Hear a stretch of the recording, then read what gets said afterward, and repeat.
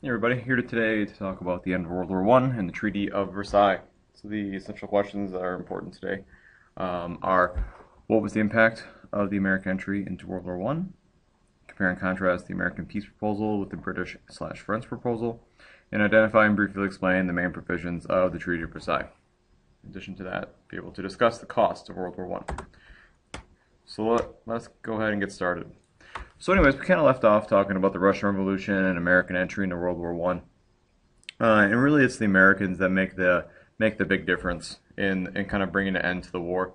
Before American entry into the war, for the most part, World War One was a stalemate. Neither side had the advantage over the other, and there was basically just kind of a waste of life with constant trench warfare going on and stuff. However, when the Russians get out of the war, it gives Germany a small window for a chance of getting a victory here.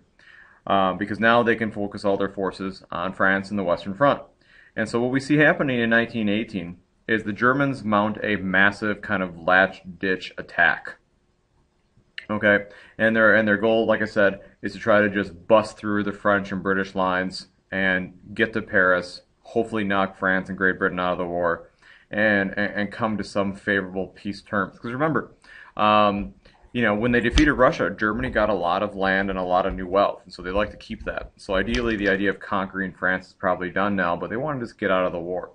However, the Germans just aren't strong enough to kind of finish the job. They make a lot of gains. They push the Allies back, but the Allies are able to stop the German advance, and at that point, the Germans are just completely exhausted, and they have no more strength left to continue pushing forward. And so after that, they're playing just essentially defense.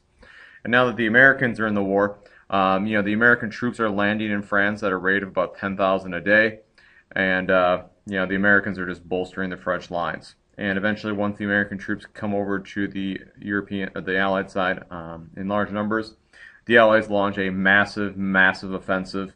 And the Germans are just pushed back and back and back. And the Germans eventually realize that there's absolutely no way that they can continue to fight this war. In fact, the Germans realize that they don't even have enough kids, like 17, 18-year-olds, to replace the people that they're losing in the battlefield. So the Germans just kind of know that it's time to stop. And so what the Germans do is the Germans basically sign an armistice. All right. And what an armistice means is basically they're just going to stop fighting. It's important to note, though, that in World War I, the Allies never really get to Germany. Germany pretty much surrenders in France because Germany's just like, you know what, we're done, we're through, we're sick of this fighting, and we just can't go on anymore. So anyways, the war ends. It's obviously a very bloody battle, bloody war, excuse me. Both sides suffer greatly. There's a little visual there to give you an idea of where the losses were. But anyways, let's kind of talk a little bit about what are the feelings at the end of the war. So how are the Allied countries feeling towards Germany? The British publicly say they want to punish Germany, and why shouldn't they? The British suffered a lot during the war. They lost over 1 million soldiers and stuff like that. However, privately, the British are actually more worried about this new Soviet Union, this communist nation.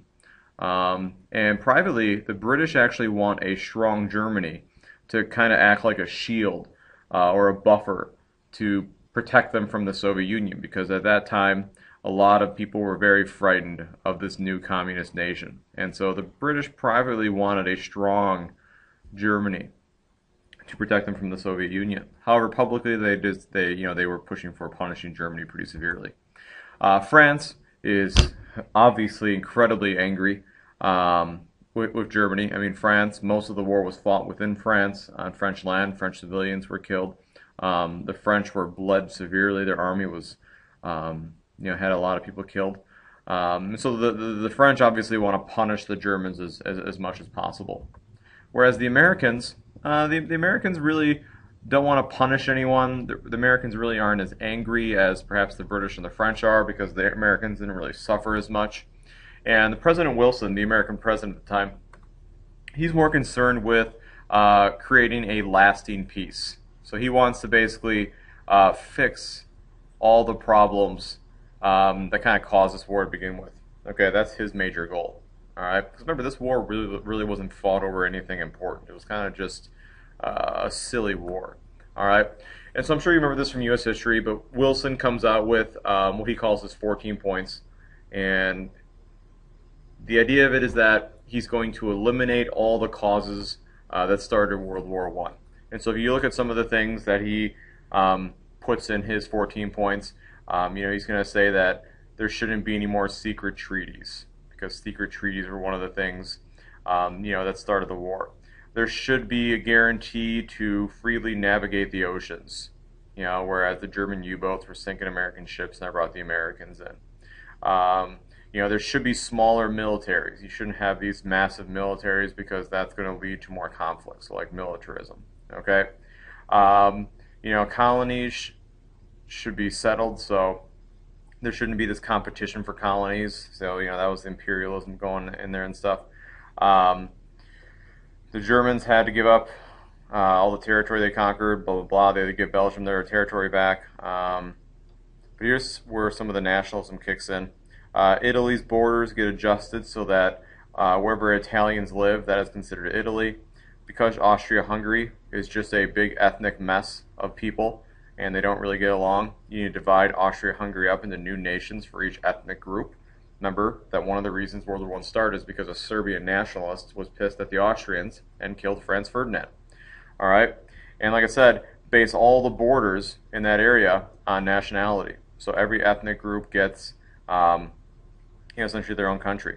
All right, and then finally, create a international organization that's meant to keep peace, called the League of Nations. So those are that's kind of like the American peace plan, and really most of the points are for trying to stop a future war like this from happening by eliminating what Wilson saw as the causes of the war in the first place.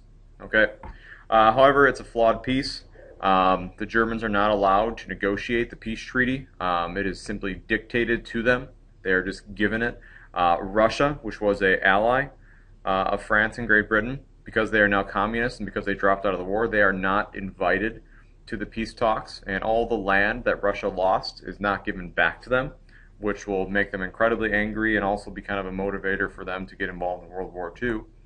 But here's what happens. Germany loses a lot of territory. Okay, right here, the Alsace-Lorraine, that is territory that was originally won from France back in 1870. That is given back to them. This section of Germany over here is given to Poland, which is now obviously a new nation. Okay, up here, this part of Germany is given to Denmark, and in addition to that, Germany now loses all their colonies. So Germany, with the Treaty of Versailles, loses a lot of territorial claims that they had, plus a lot of land. Okay, the Treaty of Versailles, as this cartoon is saying, is a pretty tough pill to swallow. All right, and here's some of the basics of the Treaty of Versailles. Okay, now this is very important because the Treaty of Versailles is one of the main reasons why Hitler comes to power, and obviously starts World War II, the Holocaust, and all that stuff. Okay, but here's what Germany has to do. All right, the first thing Germany has to do is they have to pay reparations. Okay, reparations means they have to pay back all the damages that were caused by World War I, and that comes out to about $33 billion, which is a huge chunk of change. All right, and that's going to devastate Germany's economy. All right, in addition to that, Germany had to reduce their military. Okay, they also obviously, as we just kind of said, they lost a lot of land. This was a huge embarrassment for them. They had to sign what was called the War Guilt Clause, which basically means that Germany accepts blame for the entire war, essentially. Okay, and that was, like I said, a very embarrassing thing for them.